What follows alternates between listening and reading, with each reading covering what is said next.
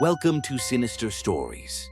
Get comfortable, dim the lights, and prepare yourself for another spine-chilling tale. If you crave stories that send shivers down your spine and keep you glancing over your shoulder, don't forget to like, subscribe, and tap the bell so you never miss a new scare. There's always more lurking in the shadows, waiting just for you. Now, settle in, and let's dive into the darkness together.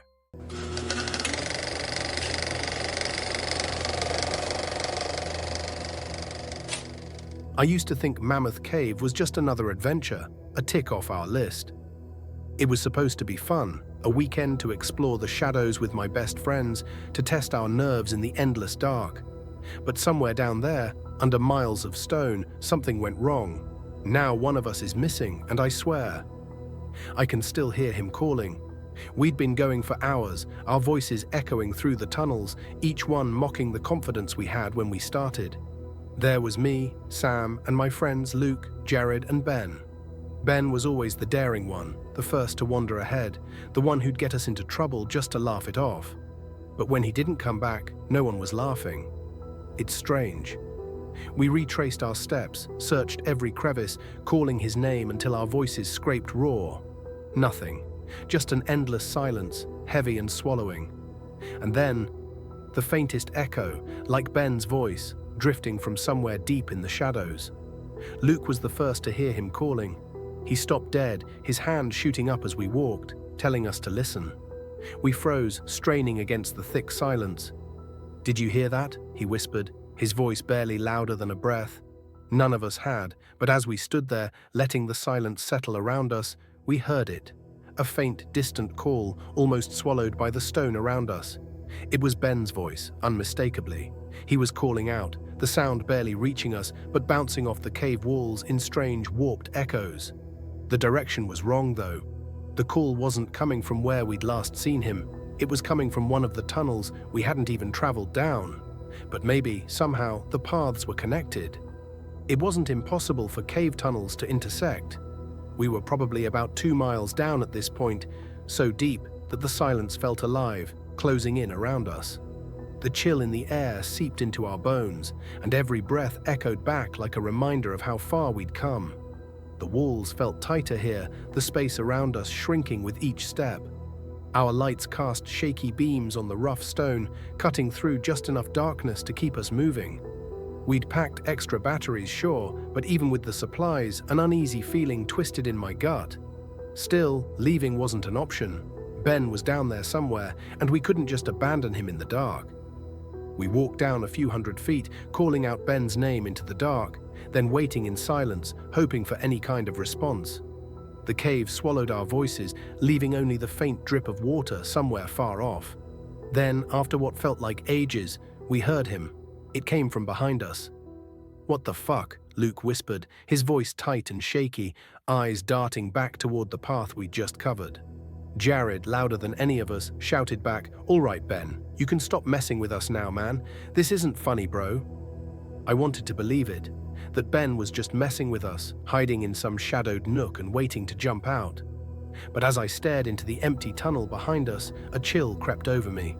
I couldn't shake the feeling that somehow, it wasn't really Ben. We backtracked, our lights slicing through the shadows as we searched every inch of the area. We moved slowly, scouring every nook, every crack in the walls, but there wasn't a single trace of Ben. Not a footprint, not even a scuff mark. He was just gone. Eventually, we returned to the central cavern, slumping down on the cold stone to catch our breath and regroup. I told the others what had been gnawing at me, the dread curling around my thoughts, but Luke was quick to brush it off. "Oh, come on, man. You know Ben is just fucking with us," he said, his tone forced, like he was trying to convince himself as much as me. "Well, how did he end up back here then, when he was down there before?" I shot back. "I'm telling you guys, something isn't right." Before anyone could answer, Ben's voice echoed again, faint but unmistakable. This time, it came from the tunnel we'd seen him go down first. "Come on, guys. This way." His voice drifted down the rocky corridors, a lazy drawl that somehow felt wrong. Jared sprang to his feet, shouting down the tunnel, "Screw you, Ben. When I see you, I'm gonna beat the shit out of you." Then we heard it, a low, chuckling laugh, the sound echoing, but from a completely different tunnel. Luke and Jared exchanged glances, the bravado draining from their faces. It was like the air had thickened, and now they felt it too. Something was off. A chill crept over all of us, settling in our bones as Ben's laughter faded into the shadows. We huddled together, whispering hurriedly about what to do. The idea of leaving came up quick, but Luke shut it down fast. "We can't just leave Ben down here, guys," he insisted, voice firm but edged with unease. Jared shook his head, glancing toward the distant exit. "I'm going. I'll call the cops and tell them our friend's missing. I'll come back with a search party." It wasn't a bad idea, honestly. Part of me felt relief at the thought of professionals with equipment and experience. But Luke wouldn't budge, his jaw set, determination in his eyes. He wanted to keep looking, convinced that Ben was close, just around the next corner. Jared didn't wait for more argument. With a last look back, he took off down the path toward the exit, his flashlight bouncing along the walls until he was out of sight. Luke and I stood there in silence, the weight of the decision hanging heavy between us. Eventually, we decided to search a little longer. Just a little longer, we told ourselves. After Jared disappeared from sight, Luke and I ventured down the same tunnel Ben had vanished into. We called out, voices barely steady, and after a moment, Ben's voice drifted back, faint and distorted, like it was caught in a slow echo. The sound seeped out of a dark, narrow crevice ahead, just wide enough for us to squeeze through. We moved cautiously, each step slower than the last, feeling a prickling sensation on our necks. Like unseen eyes were watching us from the shadows. The path bent sharply to the right, creating the illusion that it might loop back toward one of the other tunnels. Luke forced a chuckle. "See, he's just messing with us." But as we rounded the corner, our lights caught something that made us stop dead. A jagged hole yawned open in the middle of the path, wide and deep, cutting off the tunnel. The space was too narrow to walk side by side, so I trailed behind Luke as he edged forward and aimed his flashlight down into the darkness below. Luke went silent, his light fixed on something I couldn't see. I waited, the quiet pressing in, until the tension grew unbearable. "What is it?" I whispered, trying to peer around him. When he turned to me, his face was drained of color, eyes wide, lips parted like he couldn't quite find the words. He swallowed, barely managing to get it out. "He's down there," Luke said, his voice trembling. My blood ran cold. "What do you mean?" I stammered, heart pounding against my ribs. "He's down there, Sam," Luke whispered, voice cracking. "Dead." The words hit me like a punch. I stood there, numb with disbelief, until Luke grabbed my arm, his grip almost painful. "We have to get out of here," he said, voice tight with terror. Without another word, we turned and started back, moving fast but steady, our lights casting frantic beams along the rough stone walls. As we reached the tunnel that led back to the central cavern, another voice echoed through the darkness. "Guys!" Neither of us paused. We broke into a sprint, feet pounding against the ground, breaths ragged with panic. We didn't care where it was coming from, we just wanted out. In his haste, Luke stumbled over a jagged rock and fell hard, his flashlight skidding across the ground before shattering into pieces. I stopped, reaching down to pull him up, my light sweeping the walls as I moved. And that's when I saw it. A figure, pale and naked, crouched at the far end of the tunnel, watching us with hollow, empty eyes. It looked almost human, but something was horribly, horribly wrong. "Oh my God," I muttered, my voice barely a whisper, trembling as I stared at the figure. Luke turned, catching sight of it, his face twisting in terror. He grabbed my arm, jolting me out of my daze. "Come on, Sam," he urged, pulling me forward. We didn't look back, rushing through the darkness, desperate to put as much distance as possible between us and whatever that thing was. Every shadow felt like it was closing in on us, every echo stretching our nerves tighter. As we reached the main tunnel that led out of the cave, we saw a figure lying on the ground ahead. Jared. He was sprawled face down, motionless, his flashlight lying a few feet away, casting an eerie glow on the stone. "Oh God," I breathed, heart racing as we knelt beside him. He must have tripped, maybe knocked himself out in his rush to get out. But when we turned him over, the breath left my lungs. His face was unrecognizable, crushed and bloody, as if something had beaten him down, over and over. The horror of it froze us in place, and I could barely think, only feel the cold grip of fear sinking deeper into my bones. That's when we heard it, a voice drifting from the shadows, but this time it wasn't Ben's. It was Jared's. "Come on, guys, this way," the voice called, soft and taunting. I swung my flashlight toward the sound, heart hammering, and there it was, standing just beyond the light's reach. Pale, humanoid, but wrong in every way. Its skin was chalky, almost luminescent under the beam, and its eyes, solid black, empty and endless. The thing stared at us for a moment, then turned, its movements jerky and unnatural, and ran down the tunnel, laughing in Jared's voice, a sick, twisted echo of the friend we'd known. "What the hell?" Luke whispered, voice barely audible over my own pounding heart. He grabbed my arm, his grip trembling. "We have to get out of here, man." I didn't need any convincing. We bolted, feet slamming against the stone, the darkness stretching ahead of us like a maw, ready to swallow us whole. As we ran, the creature's footsteps echoed close behind, its pace relentless. My heart pounded, my breaths coming in ragged gasps as we pushed forward. Suddenly, Luke stumbled and fell, hitting the ground hard. I skidded to a stop, spinning around, and that's when I saw it. The creature had caught up to him, gripping his leg and starting to drag him back into the shadows. Luke clawed at the ground, his face contorted in terror. Without thinking, I shone my flashlight directly on it, and as the beam hit, the creature shrank back, raising its long, bony arms to shield its huge black eyes. It couldn't stand the light, that much was clear.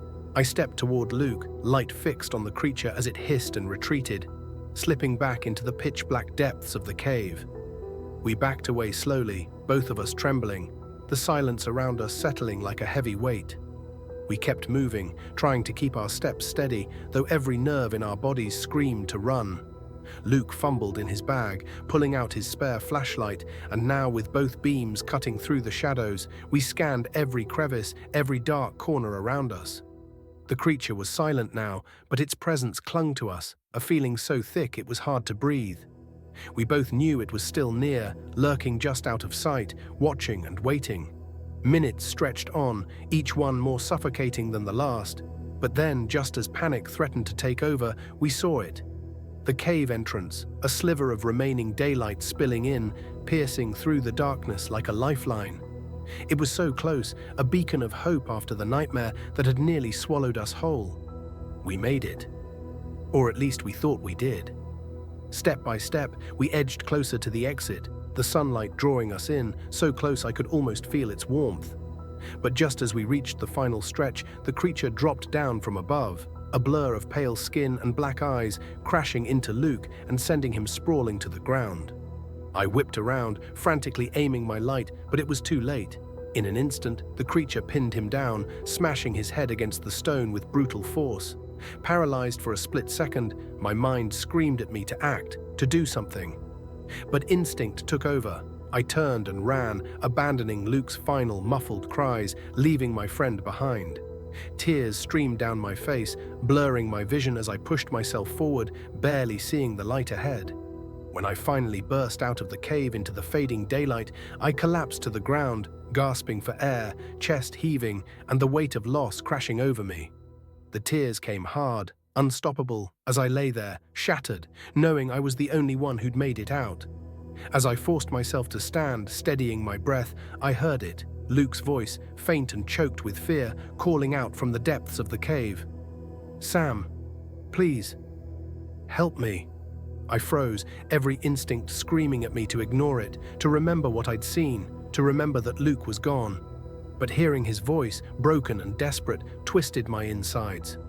The guilt clawed at me, sharper than any fear. I had left him, I had abandoned him. The pleading continued, soft but relentless, each word pulling at the frayed edges of my sanity. Some part of me wanted to turn back, to run into the dark, convinced he was waiting, that I could still save him. But another part, a colder, darker part, knew the truth. It wasn't Luke. It was the creature, mimicking his voice, sinking its claws into the last threads of hope I had left. And yet, what if somehow it really was him? The thought tore at me, leaving me stranded there, helpless and shattered, unable to move forward or look back. Finally, I forced myself to turn away from the cave, each step heavier than the last. I had to leave. I had to get out and tell someone what had happened, no matter how impossible it all seemed. But as I reached the edge of the forest, the realization settled in. I couldn't tell them the truth. They'd never believe me.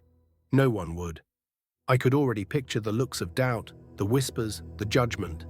So I rehearsed the lie as I stumbled into town, every word twisting in my throat. I told them we were stalked by someone in the cave, that he'd ambushed us, attacked Jared and Luke. I described a faceless killer lurking in the dark, hunting us down one by one.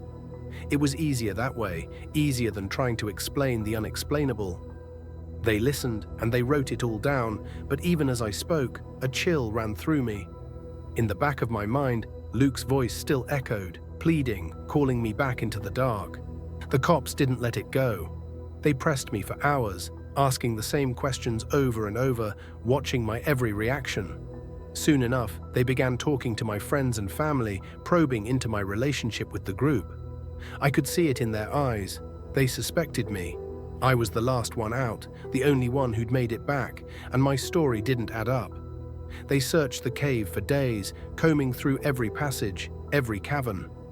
Eventually, they found Ben's body, crumpled at the bottom of that pit, limbs twisted at unnatural angles. But Luke and Jared, they were gone. Their remains were never recovered. And now, when I close my eyes, I still see the darkness of that cave, hear the echo of their voices, distant and pleading. No one believes me. And maybe, after all this, I'm not sure I even believe myself. The only thing I know for certain is that I'll never step foot in another cave for as long as I live. The thought alone makes my skin crawl, my heart race. The darkness isn't just unsettling to me now, it's a living, breathing terror wrapping itself around every corner, every shadow. I'm afraid of the dark in ways I never imagined, paranoia gnawing at me every time I turn off a light. Even here, in my own home, I can feel it. The creature's gaze, lurking just beyond the glow of my lamp, hidden in the pockets of darkness, patient and unyielding. It's waiting for me. I can feel it, lurking, watching, waiting for that one moment when I'm left alone in the dark. And I know deep down that it won't stop until it pulls me back into the shadows. Just like it did with them.